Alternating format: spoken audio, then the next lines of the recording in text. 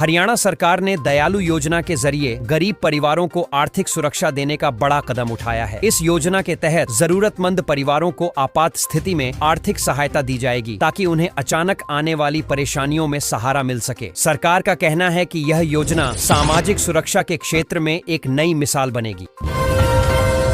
हरियाणा के स्वास्थ्य मंत्री ने बड़ी घोषणा की है। राज्य के चुनिंदा सरकारी अस्पतालों में अब मरीजों को मुफ्त स्वास्थ्य सेवाएं उपलब्ध कराई जाएंगी। इनमें जांच, दवाइयां और कुछ उपचार शामिल होंगे। सरकार का कहना है कि इसका उद्देश्य गरीब और मध्यम वर्गीय लोगों को राहत देना है ताकि इलाज का खर्च उनके लिए बोझ न बने।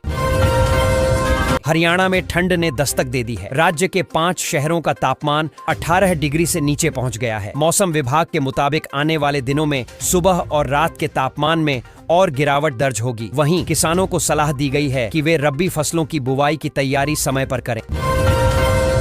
हरियाणा सरकार ने शिक्षा विभाग में बड़ा फैसला लिया है। प्रदेश के 28 राजकीय महाविद्यालयों को अब नए प्राचार्य मिल गए हैं। इससे कॉलेजों में लंबे समय से चल रही प्रशासनिक दिक्कतें खत्म होंगी। नए प्राचार्यों की नियुक्ति से कॉलेजों में पढ़ाई और प्रशासनिक कार्य दोनों बेहतर तरीके से चल सकेंगे।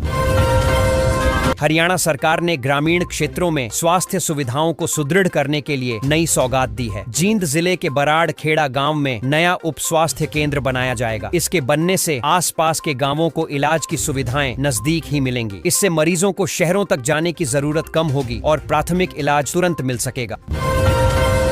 रेवाड़ी जिले की महिलाओं के लिए सरकार ने बड़ा तोहफा दिया है। 74 महिलाओं को विशेष अनुदान योजना का लाभ मिलेगा। सामान्य वर्ग के मुकाबले अनुसूचित जाति की महिलाओं को 2.5 गुना अधिक अनुदान दिया जाएगा। सरकार का लक्ष्य है कि महिलाएं स्वरोजगार शुरू कर आत्मनिर्भर बन सकें और ग्रामीण अर्थव्यवस्था को मजबूती मिले। हरियाणा के विभिन्न जिलों में अब पेड़ काटने से पहले परमिशन लेना जरूरी होगा। सरकार ने पर्यावरण संरक्षण को ध्यान में रखते हुए यह नियम लागू किया है। कुछ जिलों में यह व्यवस्था तत्काल प्रभाव से लागू की गई है। बिना अनुमति पेड़ काटने पर सख्त कार्रवाई की जाएगी ताकि हरियाली और पारिस्थितिक संतुलन बरकरार रहे। हरियाणा में तहसीलों को हाईटेक बनाने की प्रक्रिया शुरू हो गई है। पहले चरण में चुनिंदा तहसीलों में डिजिटल सिस्टम लगाए जाएंगे। अब जमीन से जुड़ी फाइलें और रिकॉर्ड ऑनलाइन अपडेट होंगे। इससे लोगों को लंबे समय तक दफ्तरों के चक्कर नहीं लगाने पड़ेंगे और काम पारदर्शिता के साथ तेजी से पूरे होंगे। हरियाणा के भैंसे गांव के विधायक ने किसान मेले में चैंपियन का खिताब जीतकर सबको चौंका दिया। उन्होंने कृषि उत्पादों की श्रेणी में बेहतरीन प्रदर्शन किया। इस जीत से किसानों में उत्साह बढ़ा है। विधायक ने कहा कि मेहनती किसान ही देश की रीढ़ हैं और उन्हें हर संभव मदद देना हमारी जिम्मेदारी है। गीता जयंती महोत्सव इस बार खास होने वाला है। हरियाणा में पहली बार संत रामभद्राचार्य अपने प्रवचन देंगे। कुरुक्षेत्र में होने वाले इस आयोजन की तैयारियां जोरों पर हैं। राज्य सरकार ने इस कार्यक्रम को अंतर्राष्ट्रीय स्तर पर प्रमोट करने का फैसला किया है ताकि अधिक से अधिक श्रद्धालु इसमें शामिल हो सके। हरियाणा आईपीएस सुसाइड केस में बड़ा अपडेट आया है। आज पोस्टमार्टम की प्रक्रिया पूरी होने की उम्मीद है। एसआईटी ने जांच तेज कर दी है और इसमें वरिष्ठ अधिकारियों को शामिल किया गया है। परिवार और पुलिस दोनों पक्षों के बयान दर्ज किए जा रहे हैं ताकि सच्चाई जल्द सामने आ सके। आईपीएस सुसाइड केस पर अब राजनीति भी तेज हो गई है। भाजपा नेता अरुण चतुर्वेदी ने कांग्रेस पर निशाना साधते हुए कहा कि ऐसे संवेदनशील मामले पर राजनीति नहीं की जानी चाहिए। उन्होंने कहा कि जांच एजेंसी को निष्पक्ष तरीके से काम करने दिया जाए और किसी भी तरह का राजनीतिक दबाव नहीं बनाया जाना चाहिए। हरियाणा के डीजीपी को हाई कोर्ट ने अवमानना नोटिस जारी किया है। कोर्ट ने कहा है कि पहले दिए गए आदेश का पालन क्यों नहीं किया गया। मामले में अगली सुनवाई की तारीख तय कर दी गई है। अगर जवाब संतोषजनक नहीं मिला तो सख्त कार्रवाई हो सकती है। यह मामला पुलिस प्रशासन की कार्यप्रणाली पर सवाल खड़ा करता है। हरियाणा के कई अस्थायी स्कूलों को लेकर शिक्षा विभाग ने अहम फैसला लिया है। 1032 अस्थायी स्कूलों को एक्सटेंशन जारी करने के निर्देश दिए गए हैं। इससे छात्रों की पढ़ाई प्रभावित नहीं होगी और शिक्षकों को भी राहत मिलेगी। सरकार ने कहा कि स्कूलों की मान्यता प्रक्रिया जल्द पूरी की जाएगी। स्कूलों में अब स्टाफ के आवागमन पर सख्त निगरानी रखी जाएगी। हर कर्मचारी को आने जाने की एंट्री मूवमेंट रजिस्टर में दर्ज करनी होगी। शिक्षा विभाग का मानना है कि इससे समय की पाबंदी और अनुशासन दोनों बेहतर होंगे। नियम तोड़ने वालों पर कार्रवाई की जाएगी ताकि स्कूलों में व्यवस्था मजबूत रहे। गुरुग्राम में ट्रैफिक चालान भरने के लिए देश का पहला क्यूआर कोड आधारित कियोस्क शुरू किया गया है। अब लोग लाइन में लगने के बजाय आसानी से क्यूआर स्कैन कर चालान जमा कर सकेंगे। इस नई व्यवस्था से समय बचेगा और ट्रैफिक विभाग की कार्यप्रणाली भी डिजिटली बेहतर होगी। गुरुग्राम नगर निगम ने बड़ी कार्रवाई की है। एम्बियंस आइलैंड की 3 प्रॉपर्टीज को सील कर दिया गया है। इन पर नीलामी की तलवार भी लटक रही है। निगम ने यह कदम टैक्स बकाया और निर्माण नियमों के उल्लंघन के चलते उठाया है। इससे शहर में अवैध निर्माणों पर सख्त संदेश गया है। हरियाणा में साइबर ठगों पर पुलिस ने बड़ी कार्रवाई की है। नूंह जिले से 4 साइबर अपराधियों को गिरफ्तार किया गया है, जिन्होंने फर्जी विज्ञापनों के जरिए 8 लाख रुपए ठगे थे। पुलिस अब इनके नेटवर्क का पता लगाने में जुटी है, ताकि अन्य पीड़ितों को भी न्याय मिल सके। हरियाणा के अधिकारी इन दिनों डिप्टी चेयरमैन की नाराजगी झेल रहे हैं। उन्होंने मीटिंग में हाजिर न रहने वाले अफसरों से कड़ी नाराजगी जताई और पूछा कि उन्हें समय पर आने में इतनी दिक्कत क्यों होती है। उन्होंने साफ कहा कि सरकारी काम में लापरवाही अब बर्दाश्त नहीं की जाएगी। हरियाणा के नागरिकों के लिए अच्छी खबर है। करवा चौथ के दिन गुरुग्राम, फरीदाबाद समेत प्रमुख शहरों में चांद कब निकलेगा, इसकी जानकारी जारी कर दी गई है। मौसम विभाग ने बताया है कि इस बार साफ आसमान में महिलाएं आसानी से चांद का दीदार कर सकेंगी। सभी शहरों के समय अलग अलग निर्धारित किए गए हैं। मारुति सुजुकी ने युवाओं के लिए रोजगार का सुनहरा मौका दिया है। कंपनी में 500 से अधिक पदों के लिए आवेदन मांगे गए हैं। इच्छुक उम्मीदवार ऑनलाइन अप्लाई कर सकते हैं। यह मौका खासकर उन लोगों के लिए है जो तकनीकी क्षेत्र में करियर बनाना चाहते हैं। चयनित उम्मीदवारों को प्रशिक्षण भी दिया जाएगा। हरियाणा में खाकी पर दाग वाले कई मामले सामने आ चुके हैं। कुछ पुलिसकर्मी रिश्वत, साजिश या अनुचित गतिविधियों में पकड़े गए हैं। सरकार ने सख्त रवैया अपनाते हुए कहा है कि भ्रष्टाचार बर्दाश्त नहीं किया जाएगा और दोषियों के खिलाफ कार्रवाई जारी रहेगी। हरियाणा में प्रधानमंत्री नरेंद्र मोदी 17 अक्टूबर को सोनीपत आएंगे। वे यहां कई विकास परियोजनाओं का लोकार्पण और शिलान्यास करेंगे। इसमें सड़कों, शिक्षा और स्वास्थ्य से जुड़ी योजनाएं शामिल हैं। कार्यक्रम को लेकर प्रशासन ने सुरक्षा और तैयारियों की समीक्षा शुरू कर दी है। मुंगेर में विधानसभा चुनाव 2025 के लिए नामांकन प्रक्रिया शुरू हो गई है। चुनाव आयोग ने तैयारियां तेज कर दी हैं। प्रत्याशियों को तय समय सीमा में नामांकन जमा करना होगा। सुरक्षा व्यवस्था कड़ी कर दी गई है, ताकि मतदान शांतिपूर्ण माहौल में कराया जा सके। हरियाणा सरकार ने स्कूलों में शिक्षकों के लिए नया नियम लागू किया है। अब सरकारी टीचर मनमर्जी से फेनरलो या छुट्टी नहीं मार सकेंगे। सभी को मूवमेंट रजिस्टर में सही एंट्री करनी होगी। यह कदम शिक्षकों की स्कूल में उपस्थिति और जवाबदेही बढ़ाने के लिए उठाया गया। हरियाणा में मौसम बदलने वाला है। मौसम विभाग के अनुसार आने वाले दिनों में रात के तापमान में गिरावट दर्ज की जाएगी। दिन में हल्की धूप रहेगी, लेकिन सुबह और शाम ठंडी हवाएं चलेंगी। लोगों को रात में गर्म कपड़े निकालने की सलाह दी गई। मुख्यमंत्री नीतीश कुमार ने अचानक एक बड़ी बैठक बुलाई है। इस बैठक को लेकर विधायकों में हलचल मच गई है। चर्चा है कि सरकार के अंदर कुछ मुद्दों पर असहमति चल रही है। कई नेता इस बैठक के एजेंडे को लेकर अटकलें लगा रहे हैं।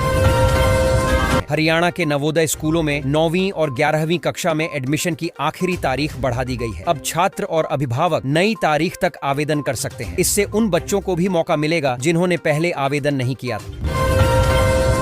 हरियाणा पावर यूटिलिटीज विभाग ने 2025 के लिए सहायक अभियंता की भर्ती निकाली है। योग्य अभ्यर्थी ऑनलाइन आवेदन कर सकते हैं। भर्ती प्रक्रिया में पारदर्शिता सुनिश्चित करने का दावा किया गया है। यह युवाओं के लिए बेहतरीन अवसर माना जा रहा है।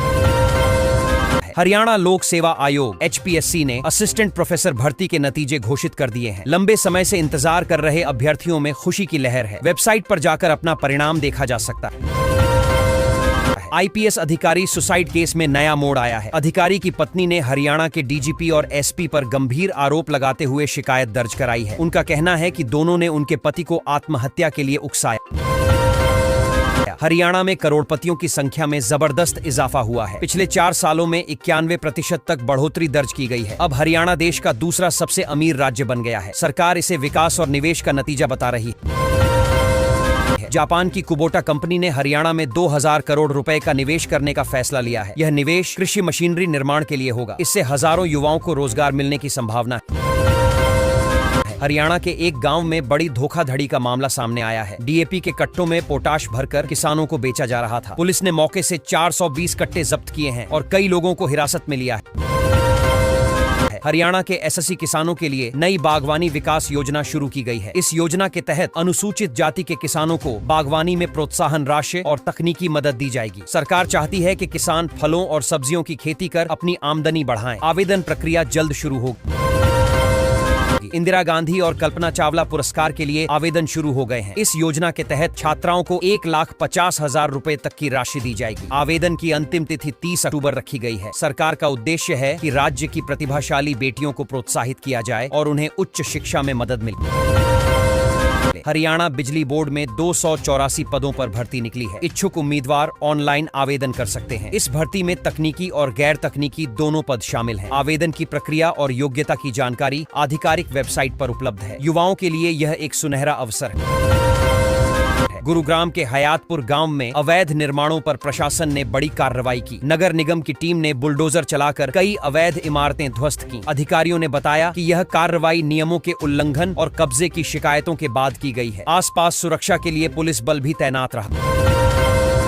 गुरुग्राम में अब सड़क किनारे गाड़ियों को खड़ा करने वालों पर कार्रवाई होगी। ट्रैफिक पुलिस ने बाजार क्षेत्रों में अवैध पार्किंग को खत्म करने का अभियान शुरू किया है। शहर के प्रमुख मार्गों पर अब टोइंग वाहन तैनात किए गए हैं। उल्लंघन करने वालों से भारी जुर्माना वसूला जाएगा।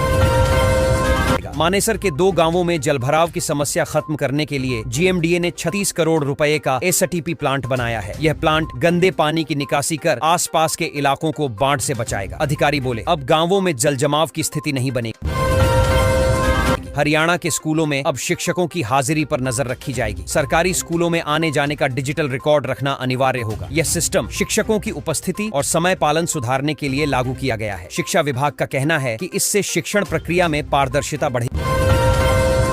अरावली क्षेत्र में प्रस्तावित हरियाणा सरकार के जंगल सफारी प्रोजेक्ट पर सुप्रीम कोर्ट ने रोक लगा दी है। कोर्ट ने कहा कि इस परियोजना से पर्यावरण को नुकसान हो सकता है। राज्य सरकार से जवाब भी मांगा गया है। पर्यावरण प्रेमियों ने इसे बड़ी राहत बताया।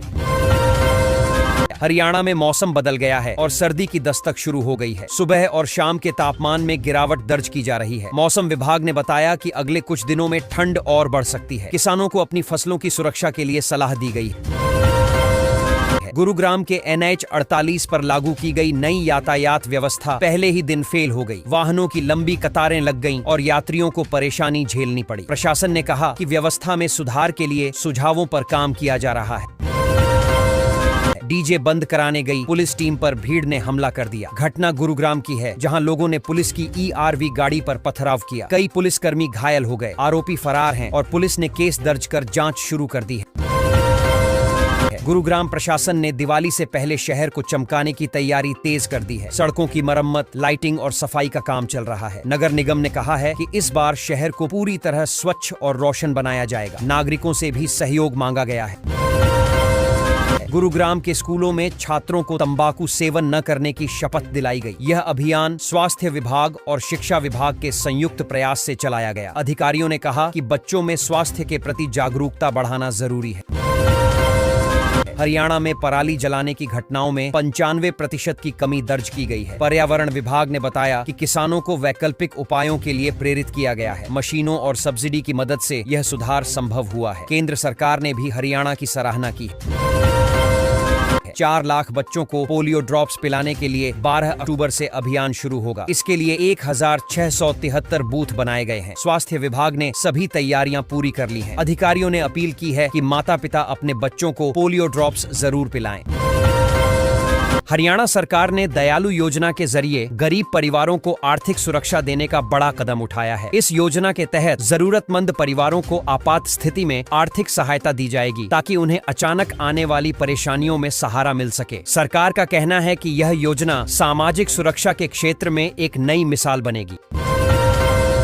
हरियाणा के स्वास्थ्य मंत्री ने बड़ी घोषणा की है। राज्य के चुनिंदा सरकारी अस्पतालों में अब मरीजों को मुफ्त स्वास्थ्य सेवाएं उपलब्ध कराई जाएंगी। इनमें जांच, दवाइयां और कुछ उपचार शामिल होंगे। सरकार का कहना है कि इसका उद्देश्य गरीब और मध्यम वर्गीय लोगों को राहत देना है, ताकि इलाज का खर्च उनके लिए बोझ न बने। हरियाणा में ठंड ने दस्तक दे दी है। राज्य के 5 शहरों का तापमान 18 डिग्री से नीचे पहुंच गया है। मौसम विभाग के मुताबिक आने वाले दिनों में सुबह और रात के तापमान में और गिरावट दर्ज होगी। वहीं किसानों को सलाह दी गई है कि वे रबी फसलों की बुवाई की तैयारी समय पर करें। हरियाणा सरकार ने शिक्षा विभाग में बड़ा फैसला लिया है। प्रदेश के 28 राजकीय महाविद्यालयों को अब नए प्राचार्य मिल गए हैं। इससे कॉलेजों में लंबे समय से चल रही प्रशासनिक दिक्कतें खत्म होंगी। नए प्राचार्यों की नियुक्ति से कॉलेजों में पढ़ाई और प्रशासनिक कार्य दोनों बेहतर तरीके से चल सकेंगे। हरियाणा सरकार ने ग्रामीण क्षेत्रों में स्वास्थ्य सुविधाओं को सुदृढ़ करने के लिए नई सौगात दी है। जींद जिले के बराड़ खेड़ा गांव में नया उप स्वास्थ्य केंद्र बनाया जाएगा। इसके बनने से आसपास के गांवों को इलाज की सुविधाएं नजदीक ही मिलेंगी।